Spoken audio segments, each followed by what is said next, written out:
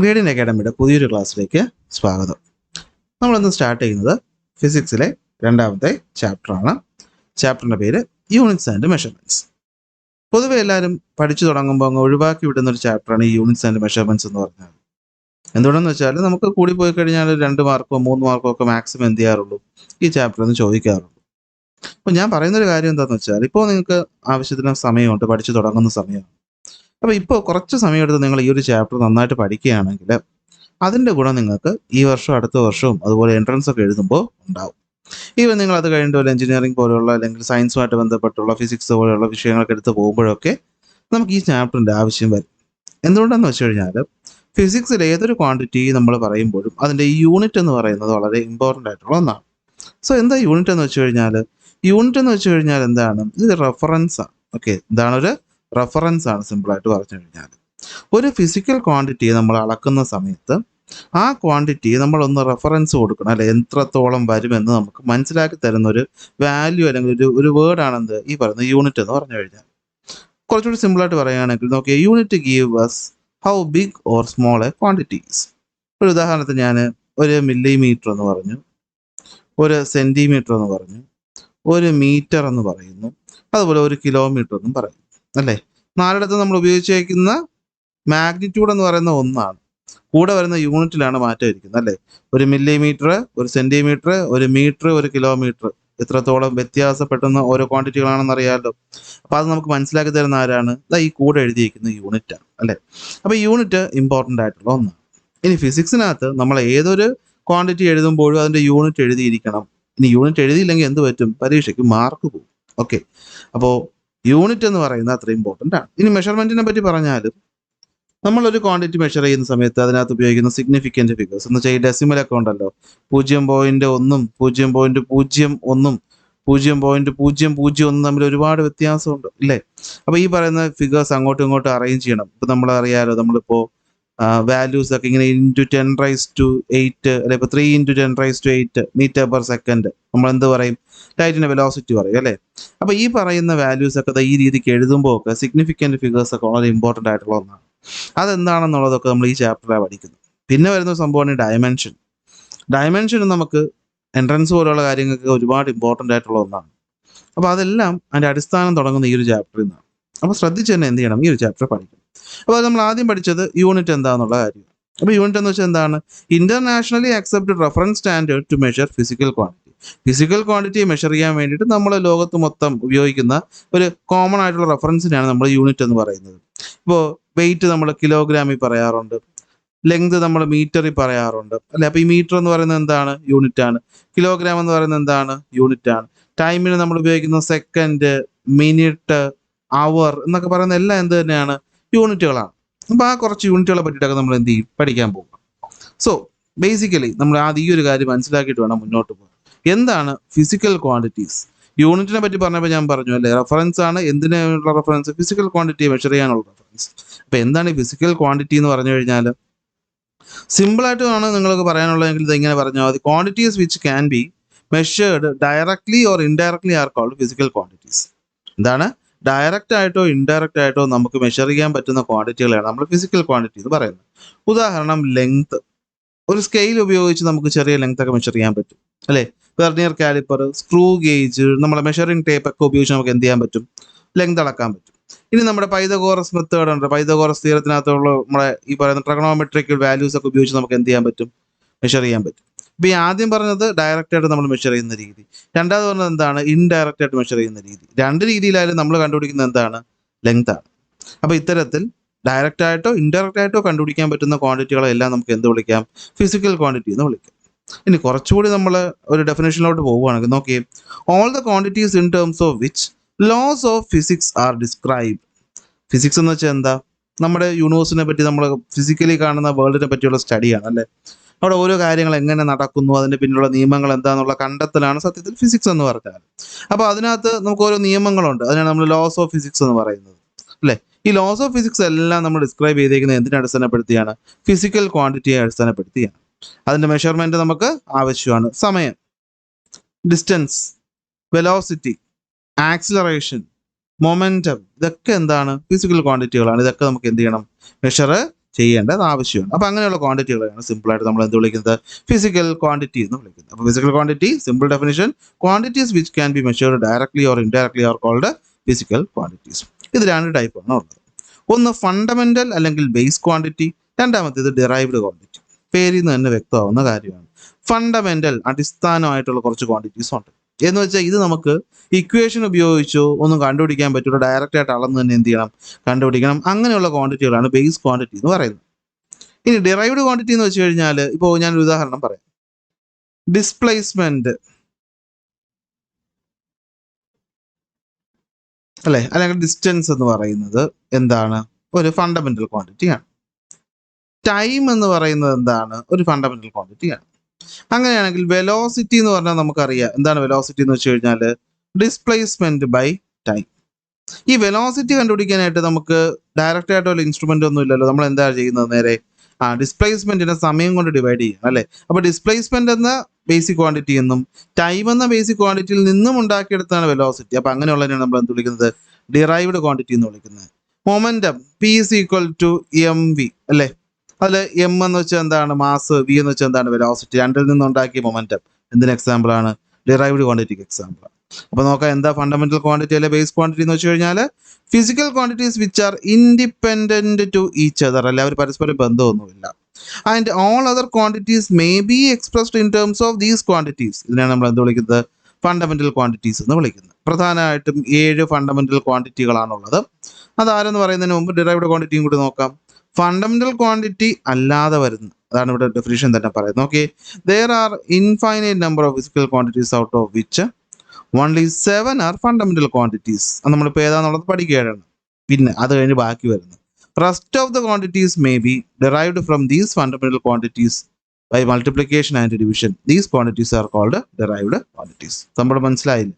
Velocity displacement by time, acceleration velocity by time, force f is equal to എന്താണ് m a mass into acceleration, momentum p is equal to m v. ഇതൊക്കെ എന്താണ് basic ആയിട്ടുള്ള 7 എണ്ണത്തിൽ നിന്ന് ഏതെങ്കിലുമൊക്കെ അങ്ങോട്ടും ഇങ്ങോട്ടും ഒക്കെ മാറ്റി മറിച്ച് നമുക്ക് കണ്ടുപിടിക്കാൻ പറ്റും. അങ്ങനെയുള്ള ക്വാണ്ടിറ്റികൾ ഡിറൈവ്ഡ്, പറ്റാത്തത് ഫണ്ടമെന്റൽ. ഏതൊക്കെയാണ് ആ 7 ഫണ്ടമെന്റൽ ക്വാണ്ടിറ്റി? ഇമ്പോർട്ടൻ്റ് ആണ്, നോക്കി വെച്ചോ, ഇവിടുന്ന് ക്വസ്റ്റ്യൻ പരീക്ഷയ്ക്ക് വരും. 7 ഫണ്ടമെന്റൽ ക്വാണ്ടിറ്റി: ഒന്നാമത്തേത് മാസ്, രണ്ടാമത്തേത് ലെങ്ത്, മൂന്നാമത്തേത് ടൈം, നാലാമത്തേത് കറണ്ട്, ഇന്റൻസിറ്റി ഓഫ് കറണ്ട്, അഞ്ചാമത്തേത് ടെമ്പറേച്ചർ, ആറാമത്തേത് എമൗണ്ട് ഓഫ് സബ്സ്റ്റൻസ്, ഏഴാമത്തേത് ലൂമിനസ് ഇന്റൻസിറ്റി. ഇത് 7 ഫണ്ടമെന്റൽ ക്വാണ്ടിറ്റീസ്. കാണാതെ പഠിച്ചു വെച്ചേ പറ്റുള്ളൂ. Mass, length, time, current, temperature, amount of substance, luminous intensity. അതിൽ മാസ് നമ്മൾ സിമ്പിൾ സ്മോൾ എം ആണ്. മാസിന്റെ യൂണിറ്റ് കിലോഗ്രാം, ലെങ്തിന്റെ യൂണിറ്റ് മീറ്റർ, ടൈമിന്റെ യൂണിറ്റ് സെക്കൻഡ്, കറണ്ടിന്റെ യൂണിറ്റ് ആംപിയർ, ടെമ്പറേച്ചറിൻ്റെ kelvin, amount of substance mole, luminous intensity Candela. എന്താ ഇപ്പോൾ സംഭവം? മാസ് നമുക്ക് കിലോഗ്രാമിൽ അളക്കാം, ഗ്രാമിൽ അളക്കാം, പല രീതിയിൽ അളക്കാം അല്ലേ. എന്നാൽ ഫിസിക്സുമായിട്ട് ബന്ധപ്പെട്ട് ലോകം മൊത്തം, നമ്മുടെ ഭൂമി മൊത്തം നമ്മൾ സ്റ്റാൻഡേർഡായിട്ട് ഉപയോഗിക്കേണ്ട യൂണിറ്റ് ഏതെന്ന് ചോദിച്ചാൽ അതെന്താണ്, കിലോഗ്രാം ആണെന്ന് മനസ്സിലാക്കുക. അങ്ങനെയുള്ളതിനാണ് നമ്മൾ സിസ്റ്റം ഇന്റർനാഷണൽ എന്ന് പറയും. എന്ത് പറയും? SI യൂണിറ്റ് അല്ലെങ്കിൽ സിസ്റ്റം ഇന്റർനാഷണൽ. കുറച്ച് കഴിഞ്ഞ് നമ്മളത് പറയും, എന്നാലും ഇപ്പോഴേ ഓർത്ത് വെച്ചു. സിസ്റ്റം ഇന്റർനാഷണൽ എന്ന് വെച്ചാൽ എന്താണ്? ഇപ്പോൾ ഈ പറഞ്ഞ ലോകത്തുള്ള എല്ലാ സയന്റിസ്റ്റുമാരും കൂടെ ഒരുമിച്ച് കൂടി ഒരു തീരുമാനം എടുക്കുക. അതായത് ഇപ്പോൾ ഇന്ത്യയിൽ നമ്മൾ മാസിന് വേണ്ടി സാധാരണ ഉപയോഗിക്കുന്നത് ഇപ്പോൾ ഗ്രാമാന്ന് വിചാരിക്കുക, അമേരിക്കയിൽ കിലോഗ്രാമാന്ന് വിചാരിക്കുക. അപ്പോൾ എന്തെങ്കിലും കാര്യങ്ങൾ അങ്ങോട്ടും ഇങ്ങോട്ടും ഒക്കെ നമുക്ക് ഷെയർ ചെയ്യേണ്ടി വരുമ്പോൾ അതൊരു ബുദ്ധിമുട്ടാവും അല്ലേ. ഈ നിയമങ്ങൾ എന്ന് പറയുന്നത്, ഫിസിക്സിലെ നിയമങ്ങളെല്ലാം ഒരു പ്രദേശത്തിന് വേണ്ടിയുള്ളതല്ലല്ലോ, അത് ലോകം മൊത്തം അക്സെപ്റ്റ് ചെയ്യുന്ന കാര്യമില്ല. അപ്പോൾ അതിന് വേണ്ടിയിട്ട് നമ്മൾ എന്ത് ചെയ്തു? ഒരു സ്റ്റാൻഡേർഡ് ആയിട്ടുള്ള യൂണിറ്റുകൾ കൊണ്ടുവന്നു. അതായത് മാസ് നമ്മൾ എപ്പോഴും എക്സ്പ്രസ് ചെയ്യേണ്ടത് സ്റ്റാൻഡേർഡ് ആയിട്ട് എന്തിലാണ്? കിലോഗ്രാമിലാണ്. ലെങ്ത് അളക്കേണ്ടത് മീറ്ററിലാണ്. ടൈം എക്സ്പ്രസ് ചെയ്യേണ്ടത് സെക്കൻഡിലാണ്. Current, intensity of current ampere ആണ്. ഇതൊക്കെ നിങ്ങൾ എന്താണെന്നുള്ളത് നമുക്ക് അറിയാവുന്ന കാര്യമാണ് അല്ലേ. ടെമ്പറേച്ചർ ഡിഗ്രി സെൽഷ്യസ് ഉണ്ട്, ഫാരൻ ഹീറ്റ് ഉണ്ട്. പക്ഷെ നമ്മൾ ഉപയോഗിക്കേണ്ടത് ഏതാണ്? കെൽവിൻ സ്കെയിലാണ്. എമൗണ്ട് ഓഫ് സബ്സ്റ്റൻസ് നമ്മൾ കെമിസ്ട്രി പഠിക്കുന്നുണ്ട്, മോൾ അല്ലേ. അതുപോലെ ലൂമിനസ് ഇന്റൻസിറ്റി, ലൈറ്റിന്റെ അളവ്, അത് കാൻഡിലാണ്. ഇതാണ് നമുക്ക് പരിചയമില്ലാത്തത്, എന്നാലും പഠിച്ചു വെച്ചോളാം. ഇതിൽ ഓരോന്ന് വൺ വേർഡ് ആയിട്ട് ചോദിക്കാനുള്ള സാധ്യത നന്നായിട്ടുണ്ട്. ഉറപ്പായിട്ടും എന്ത് ചെയ്യണം? പഠിക്കണം. നെക്സ്റ്റ് വരിക, ഇപ്പൊ ഈ പറഞ്ഞ 7 ക്വാണ്ടിറ്റികളല്ലാതെ ഒരു 2 ക്വാണ്ടിറ്റിയും കൂടി നമ്മൾ സപ്ലിമെന്ററി യൂണിറ്റ് ആയിട്ട് ആഡ് ചെയ്തിട്ടുണ്ട്. ഏതൊക്കെയാന്ന് വെച്ച് കഴിഞ്ഞാൽ പ്ലെയിൻ ആംഗിളും സോളിഡ് ആംഗിളും. ഏതൊക്കെയാണ്? പ്ലെയിൻ ആംഗിളും സോളിഡ് ആംഗിളും. വേറൊന്നുമില്ല, രണ്ടും നമ്മൾ ആംഗിൾ മെഷർമെന്റുകളാണ്. നമ്മൾ സാധാ പറയുന്ന ആംഗിൾ മെഷർമെൻറ്റിലോ സിമ്പിളായിട്ട് നമ്മൾ ഇങ്ങനെ പ്രൊട്രാക്ടറൊക്കെ വെച്ച് അളക്കുന്ന ആ ഒരു ആംഗിൾ അതാണ് എന്ത് പ്ലെയിൻ ആംഗിൾ എന്ന് പറയുന്നത്. ഇതെങ്ങനെയാണ് കണ്ടുപിടിക്കുന്നത്? Ratio of length of the arc to the radius. അതായത് ആർക്ക് ലെങ്ത് എന്ന് വെച്ചാൽ അതായത് ഇത് DS, റേഡിയസ് എന്ന് വെച്ചാൽ ഇത്. അപ്പോൾ അതിൽ നിന്നും ഈ പറയുന്ന പ്ലെയിൻ ആംഗിൾ നമുക്ക് ചെറിയ ആംഗിൾ ആയതുകൊണ്ടാണ് d എന്ന് എടുക്കുന്നത്. പ്ലെയിൻ ആംഗിൾ കണ്ടുപിടിക്കുക എന്ത് ചെയ്താൽ മതി ആർക്ക് ലെങ്തിനെ ഈ ഫോർമുല ഓർത്ത് വെച്ചോളണം, പിന്നീട് നമുക്ക് വേണ്ടി വരും. ആർക്ക് ലെങ്തിനെ നമ്മൾ റേഡിയസ് കൊണ്ട് ഡിവൈഡ് ചെയ്താൽ നമുക്ക് ഇതിനിടയിലുള്ള ആംഗിൾ കിട്ടും. എന്തുവാണ് ഇവിടെ പറഞ്ഞ ഈ ആർക്ക് ലെങ്തിനെ റേഡിയസ് കൊണ്ട് ഡിവൈഡ് ചെയ്താൽ നമുക്ക് എന്ത് കിട്ടും? ഇതിനിടയിലുള്ള ആംഗിൾ കിട്ടും. ഈ ആംഗിളാണ് പ്ലെയിൻ ആംഗിൾ. പ്ലെയിൻ ആംഗിളിൻ്റെ യൂണിറ്റ് എന്ന് പറയുന്നത് റേഡിയൻ ആണ്. ഓക്കെ, എന്താണ് radian or RAD, radian. Degree അല്ല. അപ്പോൾ പ്ലെയിൻ ആംഗിളിൻ്റെ സ്റ്റാൻഡേർഡ് യൂണിറ്റ് എന്തുവാണ്? റേഡിയൻ ആണ്. എന്താണ് റേഡിയൻ? എന്താ കിടക്കുന്നു റേഡിയൻ. നമ്മൾ ഈ 32 ഡിഗ്രി എന്നൊക്കെ ഉപയോഗിക്കില്ലേ, ആ ഡിഗ്രി അല്ല. ഫിസിക്സിനകത്ത് നമ്മൾ ആംഗിൾ വരുമ്പോഴത്തേക്കും നമ്മൾ അത് എന്തിലോട്ട് മാറ്റും? റേഡിയനിലോട്ട് മാറ്റും. ഈ പറഞ്ഞ ഇപ്പോൾ റേഡിയനും ഡിഗ്രി സെൽഷ്യസ് അല്ല ഡിഗ്രി ഒക്കെ ഏതാണ്ട് ഒന്ന് തന്നെയാണ്. ഓക്കെ, ഇപ്പോൾ ഒരു സർക്കിളിനകത്തുള്ള മൊത്തം ആംഗിൾ എത്ര ഡിഗ്രി? 360 ഡിഗ്രി. ഈ 360 ഡിഗ്രി റേഡിയനിൽ പറയുമ്പോൾ നമ്മൾ എത്ര പറയും? 2π റേഡിയൻ എന്ന് പറയും. ഇത് പറയും 2π റേഡിയൻ. അതാണ് 360 ഡിഗ്രി. ഇത് വെച്ച് അങ്ങോട്ടും ഇങ്ങോട്ടും ഒക്കെ കൺവേർഷൻ ഉണ്ട്. കറക്റ്റായിട്ട് നിങ്ങൾ മാത്സിലാണ് ഇത് പഠിക്കുന്നത്. ഓക്കെ, ഇനി സോളിഡ് ആംഗിൾ എന്ന് വെച്ചാൽ എന്താണ്? സിമ്പിൾ ആണെടാ. പ്ലെയിൻ ആംഗിൾ നമ്മൾ 2D ആയിട്ട് പറയുമ്പോൾ സോളിഡ് ആംഗിൾ എന്തായിട്ട് കണക്കാക്കുക? 3D ആയിട്ട് കണക്കാക്കുക. ഒരു ഉദാഹരണം പറഞ്ഞാൽ ഇപ്പോൾ ഒരു കോൺ അറിയാലോ, ഐസ്ക്രീമിൻ്റെ കോൺ ആലോചിച്ച് നോക്ക്. ഈ കോണിൻ്റെ ആ ഒരു കൂർത്ത ഭാഗം ഉണ്ടല്ലോ അല്ലേ, 3D ആണ്. 3D. ഈ കോണിൻ്റെ കൂർത്ത ഭാഗത്തിനകത്തുണ്ടാക്കുന്ന ആ ഒരു ആംഗിൾ ഇല്ലേ, ആ ആംഗിളാണ് എന്ത്? സോളിഡ് ആംഗിൾ എന്ന് പറയും. ഇവിടെ നോക്കിയേ, ഇത് ഒരു കോണിൻ്റെ ഒരു ചെറിയ ഭാഗം.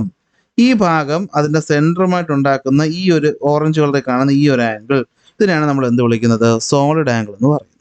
സോളിഡ് ആംഗിൾ കണ്ടുപിടിക്കാനുള്ള ഫോർമുല എന്ന് പറഞ്ഞു കഴിഞ്ഞാൽ solid angle is equal to ആ ഏരിയ. നമ്മൾ ആർക്ക് ലെങ്ത് എവിടെ എടുത്തു? ഇവിടെ 2D ആയപ്പോൾ ലെങ്ത് എടുത്താൽ 3D ആകുമ്പോൾ എന്തെടുക്കും? ഏരിയ എടുക്കും. ഏരിയ ബൈ റേഡിയസിൻ്റെ സ്ക്വയർ. കാരണം ഏരിയ ആണല്ലോ. അപ്പോൾ നമ്മൾ റേഡിയസ് മാത്രം പോലെ സ്ക്വയർ ആക്കണം. അതാണ് ഇവിടെ സോളിഡ് ആംഗിൾ എന്ന് പറയും. അപ്പോൾ ഇത് കേൾക്കുമ്പോൾ ആദ്യം കുറച്ച് ബുദ്ധിമുട്ടുണ്ടെങ്കിലും പഠിച്ചു വെച്ചോ, നമുക്കിത് ആവശ്യം വരും. നെക്സ്റ്റ് കുറച്ച് കൺവേർഷൻസ് നോക്കാം. 2π എന്ന് പറഞ്ഞാൽ 2π റേഡിയൻ എന്ന് പറഞ്ഞാൽ അത് 360 ഡിഗ്രി. അപ്പോൾ പൈ റേഡിയൻ എന്ന് പറഞ്ഞാൽ എത്ര ഡിഗ്രി? 150 ഡിഗ്രി. ചിലപ്പോൾ നമുക്ക് ചില പ്രോബ്ലത്തിനകത്ത് ഡിഗ്രി കിടക്കുന്നതിന് എന്തിലോട്ട് മാറ്റേണ്ടി വരും? റേഡിയനിലോട്ട് മാറ്റേണ്ടി വരും. ഇതാണ് ഉപയോഗിക്കേണ്ട ഫോർമുല. 1 ഡിഗ്രി എന്ന് വെച്ചാൽ π/180 റേഡിയൻ. അല്ല, എന്താണ് 1 ഡിഗ്രി എന്ന് വെച്ചാൽ π/180 റേഡിയൻ. അല്ലെങ്കിൽ 360 ഡിഗ്രി എന്ന് വെച്ച് കഴിഞ്ഞാൽ 2π റേഡിയൻ. എന്താണെന്ന് വെച്ചാൽ ഓർത്ത് വയ്ക്കുക. എന്നാൽ ഇത് ഓർത്ത് വയ്ക്കുന്നതാണ് നല്ലത്. ഡിഗ്രി കിടക്കുന്ന വാല്യൂവിനെ റേഡിയനിലോട്ട് മാറ്റാൻ ആ പറയുന്ന ഡിഗ്രി മെഷർമെൻറ്റിനെ എത്ര കൊണ്ട് മൾട്ടിപ്ലൈ ചെയ്യണം? π/180 കൊണ്ട് മൾട്ടിപ്ലൈ ചെയ്താൽ നമുക്ക് അവിടെ എന്ത് കിട്ടും? റേഡിയൻ കിട്ടും. ഇനി അടുത്ത 1 റേഡിയൻ എന്ന് വെച്ചാൽ അതിൻ്റെ വാല്യൂ എത്രയാണ്? അത് 57.3 ഡിഗ്രിക്ക് ഈക്വൽ ആണ്. റേഡിയൻ എന്ന് വെച്ചാൽ എത്രയാണ്? 57.3 ഡിഗ്രിക്ക് ഈക്വൽ ആണ്. ഇതെങ്ങനെ കിട്ടുന്നതെന്ന് വെച്ച് കഴിഞ്ഞാൽ 1 റേഡിയൻ എന്ന് വെച്ച് കഴിഞ്ഞാൽ എത്ര ഡിഗ്രിക്ക് ഈക്വൽ ആണ്? 360 ഡിഗ്രിക്ക് ഈക്വൽ ആണ്. എത്ര ഡിഗ്രിയാണ്? 360 ഡിഗ്രിക്ക് ഈക്വൽ ആണ്. ഓക്കെ, അതായത് 360 ഡിഗ്രി എന്ന് വെച്ച് കഴിഞ്ഞാൽ ഒരു റേഡിയൻ അല്ല ഞാൻ ഉദ്ദേശിച്ചത്, എന്താണ് 2π റേഡിയൻ. ഓക്കെ, 2π റേഡിയൻ എന്ന് വെച്ചാൽ എത്രയ്ക്ക് ഈക്വൽ ആണ്? 360 ഡിഗ്രിക്ക് ഈക്വൽ ആണ്. അങ്ങനെയാണെങ്കിൽ ഒരു റേഡിയൻ എന്ന് വെച്ചാൽ എത്രയായിരിക്കും? അത് 360/2π. 2ഉം 360യും കൂടി വെട്ടിപ്പോയാൽ 180. അപ്പോൾ ഒരു റേഡിയൻ എത്ര കിട്ടും? 180/π എന്ന് കിട്ടും. പൈയുടെ വാല്യൂ 3.14 നമ്മൾ സബ്സ്റ്റിറ്റ്യൂട്ട് ചെയ്യുമ്പോൾ നമുക്ക് കിട്ടുന്ന വാല്യൂ ആണ് ഈ ഒരു റേഡിയൻ. അത് എത്രയ്ക്ക് ഈക്വൽ ആണ്? 57.3 ഡിഗ്രിക്ക് ഈക്വൽ ആണ്. ഇനി മറ്റു കുറച്ച് കൺവേർഷൻ. 1 ഡിഗ്രി എന്ന് വെച്ചാൽ 60 മിനിറ്റ്, 1 മിനിറ്റ് എന്ന് വെച്ചാൽ 60 സെക്കൻഡ്. അത് നിങ്ങൾക്ക് അറിയാം. അപ്പോൾ ഇതൊക്കെ ഇപ്പോൾ പറഞ്ഞ എന്തിനാന്ന് വെച്ചാൽ ഇതൊന്നും ഇപ്പോൾ ഓർത്ത് വെച്ച് കഴിഞ്ഞാൽ പിന്നീടുള്ള പ്രോബ്ലം ഒക്കെ ചെയ്യുമ്പോൾ നമുക്കത് ഈസി ആയിരിക്കും. നെക്സ്റ്റ് പോവാം. Systems of unit. ഞാൻ കുറച്ചു മുമ്പ് പറഞ്ഞു, ലോകം മൊത്തം അക്സെപ്റ്റ് ചെയ്ത സിസ്റ്റം ഓഫ് യൂണിറ്റുകളിൽ ഒന്നാണ് എന്ത്? SI യൂണിറ്റ് എന്ന് ഞാൻ പറഞ്ഞു അല്ലേ. എന്നാൽ അതുപോലെ 3 മറ്റ് യൂണിറ്റുകളും കൂടെ ഉണ്ട്. നോക്കിയേ, എന്താണ് അപ്പോൾ സിസ്റ്റം ഓഫ് യൂണിറ്റ് എന്ന് വെച്ച് കഴിഞ്ഞാൽ? System of unit is the complete set of unit both fundamental and derived for all kinds of physical quantities. നമുക്ക് ചുറ്റുമുള്ള എല്ലാ ഫിസിക്കൽ ക്വാണ്ടിറ്റിയും മെഷർ ചെയ്യാൻ വേണ്ടിയിട്ട് നമ്മൾ ഉപയോഗിക്കുന്ന ഒരു സിസ്റ്റം ഓഫ് ഒരു സെറ്റ് ഓഫ് യൂണിറ്റുകളെയാണ് നമ്മൾ സിസ്റ്റം ഓഫ് യൂണിറ്റ് എന്ന് വിളിക്കുന്നത്. പല സിസ്റ്റങ്ങൾ പല രാജ്യങ്ങളിലും ഉണ്ടായിരുന്നു. ഇതെല്ലാം കൂടി ചേർത്ത് ഏറ്റവും അവസാനം വന്നതാണ് ഏത്? ഇപ്പം നമ്മൾ ഈ അവസാനം കിടക്കുന്ന സിസ്റ്റം ഇന്റർനാഷണൽ എന്ന് പറയുന്നത്. അപ്പം അതിന് മുമ്പ് ഉണ്ടായിരുന്ന ഏതൊക്കെയാണ്? ഒന്ന് CGS സിസ്റ്റം. CGSനകത്ത് നോക്കിയപ്പോൾ പ്രധാനമായിട്ട് നമ്മൾ ലെങ്ത് എടുക്കുകയാണ്. ലെങ്ത് നമ്മൾ CGSനകത്ത് അളക്കുന്നത് എന്തിലാണ്? സെന്റിമീറ്ററിലായിരിക്കും. മാസം നമ്മൾ അളക്കുന്നത് എവിടെയായിരിക്കും? എന്തിലായിരിക്കും? ഗ്രാമിലായിരിക്കും. ടൈം അളക്കുന്നത് സെക്കൻഡിലാണ്. അതിനാണ് CGS എന്ന് വിളിക്കുന്നത്. അപ്പോൾ FPS എന്ന് വെച്ചാൽ എന്തായിരിക്കും? ലെങ്ത് അളക്കുന്ന ഫൂട്ടിലായിരിക്കും, അടിക്കണക്ക്. ഓക്കെ, അടുത്ത നമ്മൾ മാസ് അളക്കുന്ന എന്തിലായിരിക്കും? പൗണ്ടിലായിരിക്കും. പൗണ്ട് നിങ്ങൾ യൂറോപ്യൻ രാജ്യങ്ങളൊക്കെ പൗണ്ട് എന്നൊരു യൂണിറ്റ് ഉപയോഗിക്കുന്നത് കേട്ടിട്ടുണ്ടാവും. ടൈം അളക്കുന്ന സെക്കൻഡിലാണ്. ഇനി MKSലാണെങ്കിൽ എന്ത് പറ്റും? ലെങ്ത് അളക്കുന്ന മീറ്ററിലാണ്, എന്നാൽ മാസ് അളക്കുന്ന കിലോഗ്രാമിലാണ്, ടൈം അളക്കുന്ന സെക്കൻഡിലാണ്. SI എന്ന് പറയുമ്പോൾ നമ്മൾ തൊട്ടുമ്പോൾ പഠിച്ച 7 എണ്ണം അതിനകത്ത് വരും. അപ്പോൾ ഇതാണ് എന്ത്? പ്രധാനപ്പെട്ട സിസ്റ്റംസ് ഓഫ് യൂണിറ്റ് എന്ന് പറയും. ഓക്കെ, പ്രധാനപ്പെട്ട സിസ്റ്റംസ് ഓഫ് യൂണിറ്റ് ഏതൊക്കെയാണ്? CGS, FPS, MKS, SI. ഇതൊക്കെയാണ് എന്ത്? പ്രധാനപ്പെട്ട സിസ്റ്റം ഓഫ് യൂണിറ്റുകൾ എന്ന് പറയും. ഓക്കെ, നെക്സ്റ്റ് പ്രധാനപ്പെട്ട 1-2 കാര്യങ്ങൾ നോക്കാം. ലെങ്ത് എന്ന് പറയുന്ന ഒരു ക്വാണ്ടിറ്റി. ലെങ്ത് നമുക്ക് 2 രീതിയിലാണ് മെഷർ ചെയ്യാൻ പറ്റുന്നത്. ഒന്ന് ഡയറക്റ്റ് മെത്തേഡ് എന്ന് വെച്ചാൽ നമ്മൾ ഫിസിക്കലി ഡയറക്റ്റ് ആയിട്ട് മെഷർ ചെയ്യുന്ന മെത്തേഡ്. ഏതൊക്കെ രീതിക്ക് മെഷർ ചെയ്യാം? സ്കെയിൽ ഉപയോഗിച്ച് മെഷർ ചെയ്യും, മീറ്റർ സ്കെയിൽ. വെർണിയർ കാലിപ്പർ ഉപയോഗിച്ച് മെഷർ ചെയ്യുന്നത്. ഇതാണ് വെർണിയർ കാലിപ്പർ, നമ്മൾ ലാബിൽ പോകുമ്പോൾ പഠിക്കും. പിന്നെ സ്ക്രൂ ഗേജ്, ഇത് ലാബിൽ പോകുമ്പോൾ നമ്മൾ പഠിക്കും. ഇത് മൂന്നൊക്കെ ഉപയോഗിച്ചിട്ടാണ് നമ്മൾ ലെങ്ത് സാധാരണ മെഷർ ചെയ്യുന്നത്. ഓക്കെ, ലെങ്തിൻ്റെ യൂണിറ്റുകൾ ഏതൊക്കെയാണ്? Common unit millimetre, centimetre, decimetre, metre, decametre, hectometre, kilometre. ഇതൊക്കെയാണ് നോർമലി വേണ്ടി വരുന്ന യൂണിറ്റുകൾ. അപ്പോൾ ഇവിടെ ഒരു കാര്യം നിങ്ങൾ ഇപ്പോഴേ പഠിച്ചു വയ്ക്കുക. ലീസ്റ്റ് കൗണ്ട് എന്ന് പറയുന്ന സംഭവം. എന്താണ് ലീസ്റ്റ് കൗണ്ട് എന്ന് വെച്ച് കഴിഞ്ഞാൽ, ഒരു ഇൻസ്ട്രുമെന്റ് ഉപയോഗിച്ച് അളക്കാൻ പറ്റുന്ന ഏറ്റവും ചെറിയ ക്വാണ്ടിറ്റിയാണ് ലീസ്റ്റ് കൗണ്ട് എന്ന് പറയുന്നത്. മീറ്റർ സ്കെയിൽ പറയുമ്പോൾ നിങ്ങൾക്ക് കുറച്ചുകൂടി ഈസി ആയിട്ട് മനസ്സിലാവും. നോക്കട്ടെ, ഒരു മീറ്റർ സ്കെയിൽ വെച്ച് നമുക്ക് അളക്കാൻ പറ്റുന്ന ഏറ്റവും ചെറിയ ക്വാണ്ടിറ്റി എന്തുവാണ്? പറ. ഒരു മീറ്റർ സ്കെയിൽ വെച്ച് അളക്കാൻ പറ്റുന്ന ഏറ്റവും ചെറിയ ക്വാണ്ടിറ്റി മില്ലിമീറ്റർ ആണ്, അല്ലേ? നമ്മൾ ഒരു സെന്റിമീറ്ററിനെ നമ്മൾ 10 മില്ലിമീറ്റർ ഡിവൈഡ് ചെയ്തിട്ടുള്ളൂ. അപ്പോൾ ഒരു സ്കെയിൽ വെച്ച് അളക്കാൻ പറ്റുന്നല്ലേ ഒരു ഒന്ന്, ഇപ്പോൾ ഇവിടെ 1, അടുത്ത് ഇങ്ങനെ 10 എണ്ണം കഴിഞ്ഞിട്ടാണ് അടുത്ത് 2. അപ്പോൾ ഇതിനിടയിലുള്ള ഒരു ക്വാണ്ടിറ്റി എന്താണ്? 1 മില്ലിമീറ്റർ. അപ്പോൾ ഒരു സ്കെയിൽ ഉപയോഗിച്ച് മെഷർ ചെയ്യാൻ പറ്റുന്ന ഏറ്റവും ചെറിയ വാല്യൂ 0.1 സെന്റിമീറ്റർ. 0.1 സെന്റിമീറ്റർ എന്ന് വെച്ചാൽ എത്രയാണത്? 1 മില്ലിമീറ്റർ. അങ്ങനെയാണെങ്കിൽ വെർണിയർ കാലിപ്പർ വെച്ച് അളക്കാൻ പറ്റുന്ന ഏറ്റവും ചെറിയ ക്വാണ്ടിറ്റി എന്ന് വെച്ചാൽ അത് 0.01 സെന്റിമീറ്റർ ആണ്. അതായത് 0.1 മില്ലിമീറ്റർ വരെ, അത്രയും ചെറിയ ഒബ്ജക്റ്റ് അല്ലെങ്കിൽ അത്രയും ചെറിയ ദൂരം വരെ നമുക്ക് എന്ത് ചെയ്യാൻ പറ്റും? ഈ വെർണിയർ കാലിപ്പർ വെച്ച് കണ്ടുപിടിക്കാൻ പറ്റും. ഇനി സ്ക്രൂ ഗേജ് ആണെങ്കിൽ കുറച്ചുകൂടി ചെറുത്. എത്രയാണത്? 0.001 സെന്റിമീറ്റർ, അതായത് 0.01 മില്ലിമീറ്റർ ആണ് ഇവിടുത്തെ ഏറ്റവും അളക്കാൻ പറ്റുന്ന ഏറ്റവും ചെറിയ ക്വാണ്ടിറ്റി. ഇതും പഠിച്ചു വെച്ചോ വേണ്ടി വരും. അപ്പോൾ നിങ്ങൾ ആദ്യം കാര്യം മനസ്സിലാക്കുക. ലീസ്റ്റ് കൗണ്ട് എന്ന് വെച്ചാൽ ഒരു ഇൻസ്ട്രുമെന്റ് വെച്ച് അളക്കാൻ പറ്റുന്ന ഏറ്റവും ചെറിയ ക്വാണ്ടിറ്റി. ഒരു സ്കെയിൽ വെച്ച് അളക്കാൻ പറ്റുന്ന ഏറ്റവും ചെറിയ ക്വാണ്ടിറ്റി മില്ലിമീറ്റർ. വെർണിയർ വെച്ച് 0.1 മില്ലിമീറ്റർ. സ്ക്രൂ ഗേജ് വെച്ചാണെങ്കിലോ 0.01 മില്ലിമീറ്റർ നമുക്ക് അളക്കാൻ പറ്റും. അതായത് അത്രയും ചെറിയ ക്വാണ്ടിറ്റി നമുക്ക് അളക്കാൻ പറ്റും. കുഞ്ഞ് സർക്കിൾ, അതിൻ്റെ ഡയമീറ്റർ, അതുപോലത്തെ വളരെ ചെറിയ ഇമ്പോർട്ടൻ്റ് ആയിട്ടുള്ള കാര്യങ്ങളൊക്കെയാണ് നമ്മൾ എന്ത് വെച്ച് അളക്കുന്നത്? വെർണിയറും സ്ക്രൂ ഗേജും ഒക്കെ വെച്ച് അളക്കുന്നത്. അപ്പോൾ അതാണ് ലെങ്ത്തിനെ പറ്റി പറയുന്നത്. നമുക്ക് നോക്കാം indirect method of measuring length. അപ്പോൾ നമ്മളിപ്പോൾ പറഞ്ഞ ഡയറക്റ്റ് മെത്തേഡ്. ഇനി വരുന്നത് എന്താണ്? Indirect method. ഇൻഡയറക്റ്റ് എന്ന് വെച്ചാൽ നമ്മൾ ഒരു ഇൻസ്ട്രുമെൻറ്റോ ഒരു പ്രത്യേക ഇതോ വെച്ചല്ലാതെ നമ്മൾ കാൽക്കുലേഷനിലൂടെ കണ്ടുപിടിക്കും. അതിനകത്ത് ഉദാഹരണമായിട്ട് വരുന്നതാണ് പാരലാക്സ് മെത്തേഡ് എന്ന് പറയുന്നത്. ഇപ്പോൾ അധികം അത്ര ഇമ്പോർട്ടൻ്റ് ആയിട്ട് രക്ഷയൊന്നും ചോദിക്കാറില്ല, എന്നാലും മനസ്സിലാക്കി വയ്ക്കുക. ഒരു ഒബ്ജക്റ്റ് ഉണ്ട്, തൽക്കാലം ഒരു ഒബ്ജക്റ്റ് നമുക്ക് ചന്ദ്രൻ എന്ന് പറയാം, മൂൺ. ഈ ചന്ദ്രനെ നമ്മൾ ഭൂമിയിൽ നിന്ന് നോക്കുന്നു. നമ്മൾ ഇവിടുന്ന് നോക്കും A എന്ന് പറയുന്നൊരു പോയിന്റ്, ഇവിടുന്ന് നോക്കും B എന്ന് പറയുന്നൊരു പോയിന്റ്. ഈ 2 പോയിന്റും ഡയമെട്രിക്കലി ഓപ്പോസിറ്റ് ആണെന്ന് വിചാരിക്കുക. എന്ന് വെച്ചാൽ അങ്ങോട്ടും ഇങ്ങോട്ടും നേർരേഖയിൽ എന്താണ്? ഓപ്പോസിറ്റ് ആയിട്ട് പോയിട്ട് നോക്കും. അപ്പോൾ ഇതിൻ്റെ പൊസിഷനിൽ ചെറിയൊരു ഷിഫ്റ്റ് ഉണ്ടാവുമല്ലോ. ഈ ഷിഫ്റ്റിനെയാണ് നമ്മൾ എന്ത് വിളിക്കുന്നത്? പാരലാക്സ് എന്ന് വിളിക്കുന്നത്. എന്താണ്? Apparent shift in the position of an object with respect to another when we shift our eye sidewise. ഇതാണ് എന്ത്? പാരലാക്സ് എന്ന് പറയുന്നത്. അപ്പുറത്തുനിന്ന് ഇപ്പുറത്ത് നോക്കുമ്പോൾ ഒരു ഒബ്ജക്റ്റ് അങ്ങോട്ടും ഇങ്ങോട്ടും അല്ലേ, നമുക്ക് 2 വ്യൂവിൽ കാണാൻ പറ്റത്തില്ലേ? ഇതിപ്പോൾ ഇവിടെ നോക്കുമ്പോൾ ഈ ഒരു വശം കാണും, ഇവിടെ നോക്കുമ്പോൾ ഈ ഒരു വശം കാണും. ഇനി ഇവർക്കിടയിൽ ഉണ്ടാക്കുന്ന ആംഗിൾ നമ്മൾ തൽക്കാലം തീറ്റ എന്ന് വിളിച്ചു. ഇവർ നമ്മളുടെ ദൂരത്തിന് നമ്മൾ D എന്ന് വിളിച്ചു. എന്ത് വിളിച്ചു? Distance D. ഇവർക്കിടയിലുള്ള ദൂരത്തിന് നമ്മൾ എന്ത് വിളിച്ചു? B എന്ന് വിളിച്ചു. അങ്ങനെയാണെങ്കിൽ ഈ ഡിസ്റ്റൻസ് ഉണ്ടല്ലോ, ഇത് കണ്ടുപിടിക്കാൻ ഒരു ഇക്വേഷൻ ഉണ്ട്. ഡിസ്റ്റൻസ് എന്ന് പറഞ്ഞു കഴിഞ്ഞാൽ എന്തായിരിക്കും?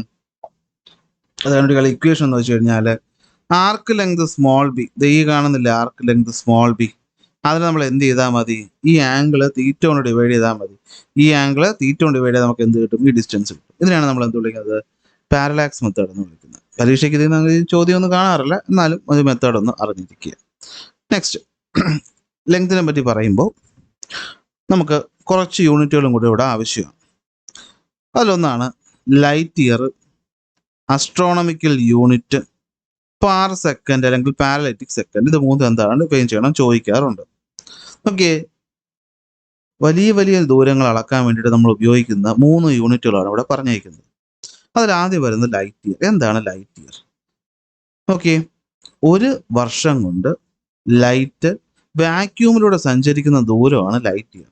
നമുക്കറിയാം ഒരു സെക്കൻഡ് 3 × 10⁸ മീറ്റർ പെർ സെക്കൻഡ് ആണ് ലൈറ്റിന്റെ നോർമൽ വെലോസിറ്റി എന്ന് പറയുന്നത്.